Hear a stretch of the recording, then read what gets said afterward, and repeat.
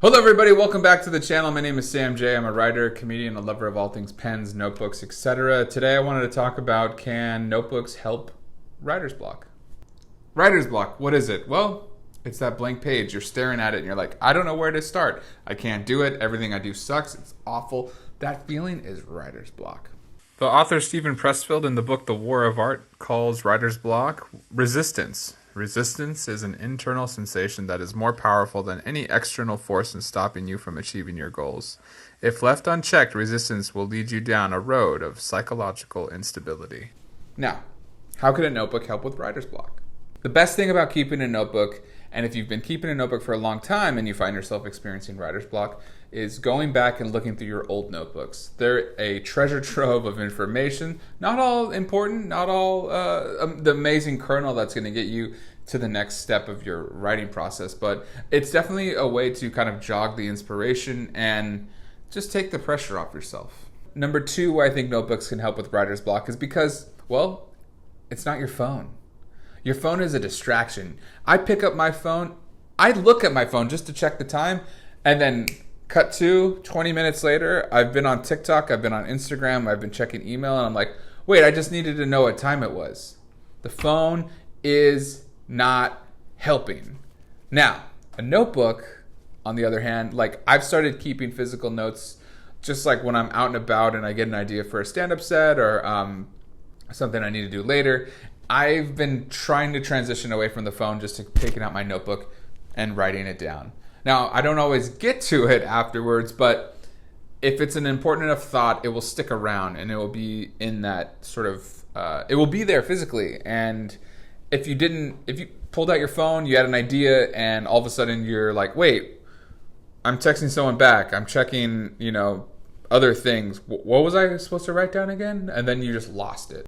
Now, the third thing that I think notebooks can help with writer's block is it eliminates staring at that blank white screen, right? And just the keyboard, and you're just like, duh, where do I start? I don't know what to do. What I like to do when I find myself, maybe I'm feeling kind of tired or not really into what I need to do, but I've kind of planned for this moment to be my writing time or whatnot, is I'll do some freehand, kind of word vomiting, so to speak. Just fill up a page or set a timer to just move your hand. Just moving the hand. It's like it's a physical enough action to, I think, just like get your thoughts going. It's like just getting momentum going. Just get that momentum so that when you've been doing it for 10 minutes and all of a sudden you're like, oh, I think that's actually where I want to start. Or, you know what, this reminds me of something else that I wrote down. And then you have, it's greased. I don't know if that's the right word, but it's greased or it's lubricated. It's creatively lubricated that block, that writer's block. Another thing you can do in that same regard is the Pomodoro technique. Set a timer for 25 minutes, take a 5-minute break, another 25 minutes, 5-minute break, and just make yourself just work at those times. But then the important thing is to give yourself that break where you don't have to feel bad for scrolling through Instagram or checking your comments or whatnot. That 5-minute break, and then you're like, cool, I got it out of my system, I'm gonna do it for another 25 minutes. And like the thing is, like, don't torture yourself. That's a big thing as well. Don't, like, all of these are just like, let's try this out, like your creativity, once you're like, oh, I don't want to do this anymore, like maybe then get up and go for a walk. That helps me as well. Bring your notebook though. Okay, so setting time goals is helpful. As well as with the setting a timer or filling up a page in your notebook, like morning pages, but filling up a page is an arbitrary goal, but it's measurable and specific. So, like, let's say you do a 10-minute writing sprint, and you're like, oh shoot, like I really am blocked. I don't have anything. At the very least, you wrote for 10 minutes. And give yourself grace and say, yeah, I did it. Okay. I don't have to walk around feeling like a piece of the rest of the day because I didn't creatively write my thing or do my art or whatever you're working on. You at least wrote down a page of something that wasn't there and you created it. So you created at the very bare minimum. Now, this is a bonus part. What I think is a fun little writer's block tool is giving yourself a one-word prompt.